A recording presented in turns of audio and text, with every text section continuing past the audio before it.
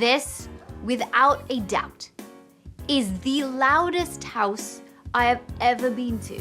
How many of them are there? Four dogs. Max, okay. Yellow lab. This is Eve. This is Eve, yes. She's had a lot of medical issues. She's had 2 knee operations, 2 tibial avulsion repairs. Mental or medical? Medical. Okay, can't hear you, sorry. It's too loud. Is this barking just like this when you have people here? No, always. Always? Have you got a hearing impairment at all? Because if you live like this, we go through a lot of Jessie accidents. does. you do have a hearing impairment? Jessie's hard of hearing because of all this. Yeah, in my right ear, I have had issues. Wow.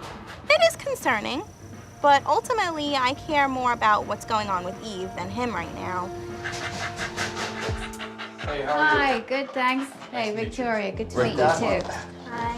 Hey, how are you? What's happening, What's Doc? going on? Everything okay? Miss Eve pooped A lot of blood. in her stool. Okay. It's never happened before, not like this, not Okay. that I've ever seen. Most likely this is a stress colitis, which basically means that the dog is stressed out. I can put her on gastroprotectants and I can put her on something to slow it down and calm it down. I'm not gonna say it's gonna be normal, but by tomorrow it should be significantly better. Let me just get everything ready and I'll be right back, okay? Okay. Thank you. No problem, my pleasure. If the blood in the stool is because of stress, I'm not surprised. We gotta try and do everything to minimize her stress. Okay. We're not gonna be working with her a lot anyway because of her condition. See, and this is why I also say that the other dogs barking, Oh, I'm that's sure adds stressful. on a lot of stress, not just to us, but to her too. The environment that your dogs are in, with that barking all the time, very, very stressful. I'm in there for 5 minutes, I'm stressed out. I've had a headache, I hear ringing in my ears, and I'm stressed out. Welcome to my world. It really struck a nerve after finding out about Eve, that it was from the stress of the house and the barking. What I've been feeling for all this time, these dogs have to be feeling it even worse. It sounds like a kennel here. It does. know. It sounds like a rescue shelter. Within a couple of weeks of a dog being in a rescue shelter in that environment with all the barking, can drive them literally crazy. Illnesses like Eve with her stomach, that's chronic stress. I feel like Joanne is maybe doing what's best for her, what she feels the dogs need, without really realizing the impact of having so many frustrated dogs in a small environment. Basically, they're very playful, and when they're playing, you can't get them to stop. But, yeah. Is it really that bad? Yes, it is. Bad. B-A-D, capital. I really wanted to give Joanne a reality check. So I brought in a decibel meter to show her just how loud it was and just how damaging it is to the hearing. I knew that the reading was going to be loud, and I thought it was going to be above 100, which causes hearing damage after 15 minutes of being exposed to the noise. Do you know what this is? The decibel meter, right? Yeah. Max's barking comes in, tops at 119 decibels. Bailey's barking around 109. This is just a very dangerous environment. And goodness knows what it's doing to dogs' hearing. Dogs' hearing is much better than ours. So I bet they're gonna go deaf too. The house is definitely dangerous. You know, it's put a strain on me, had to put some kind of strain on Joanne's ears. Do you see the reality of this, how bad this is? You blocked it out, and I bet it's because you've got some hearing loss too. I really thought Joanne was gonna pop. I thought she was gonna just like say, you know what, enough's enough. I understand that the barking is loud, and Max is probably the worst one with his high pitch. If you're getting angry with him and you're not getting the deal, then he's having hearing loss and you're going to have hearing loss too.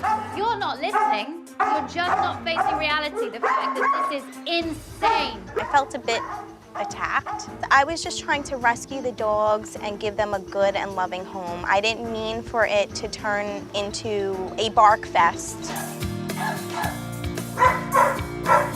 So I wanted to stuff these toys with some of their food that they're allowed to have. The dogs do nothing all day except spin and bark in their crates. They need to be given some kind of outlet when they're in there, and chew toys are the perfect kind of outlet. Line this with a bit of peanut butter, and then put some stick kibble on it. Okay. And for Max, I don't want him to get possessive over a toy. So here I've got some chicken jerky. So let's get ready, let's get stuffing these. I was thinking to myself, there's no way that anybody, you know, even a miracle worker, can take care of the barking. Peace. Even if it's only for 5 minutes, it's peace. I could solve all of these barking issues with one piece of advice. Get your dogs out and make sure they're fully exercised. You have 4 children in here. They're your kids. You have to give your kids outlet, and this is what you're not doing.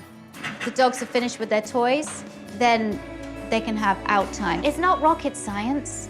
All of these dogs' issues and all of the barking could be minimized just by giving these dogs the right kind of outlet during the day. Because most of their day is spent in a crate.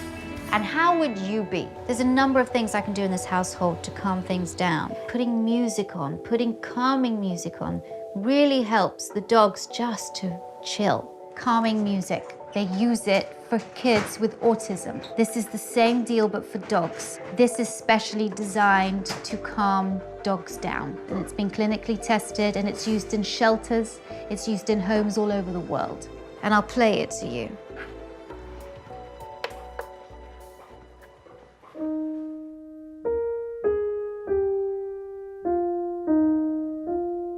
So in the morning, I want your dogs to be in this kind of state when you leave. I want them to be tired when you leave.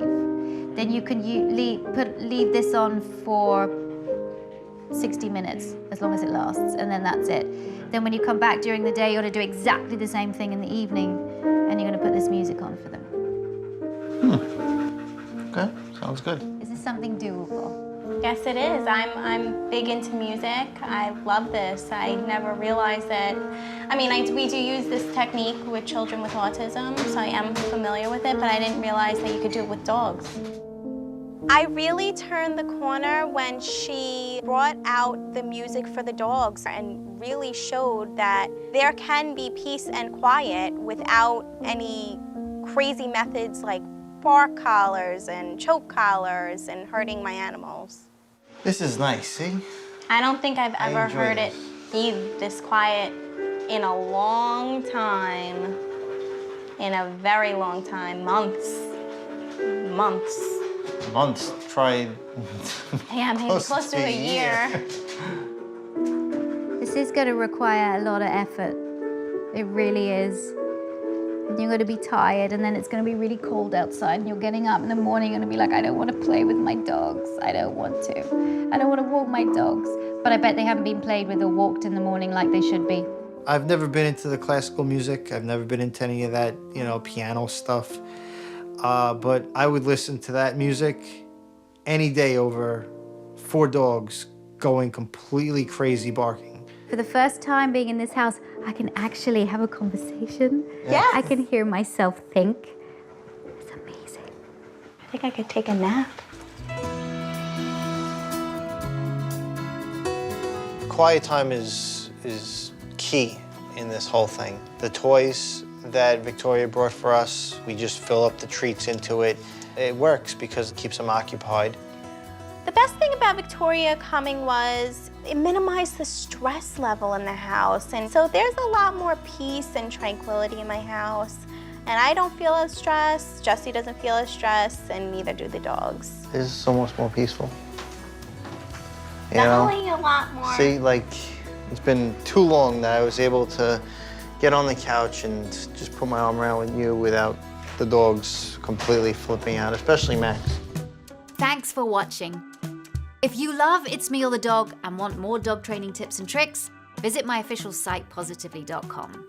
And if you're interested in learning more about becoming a dog trainer, check out the Victoria Stilwell Academy.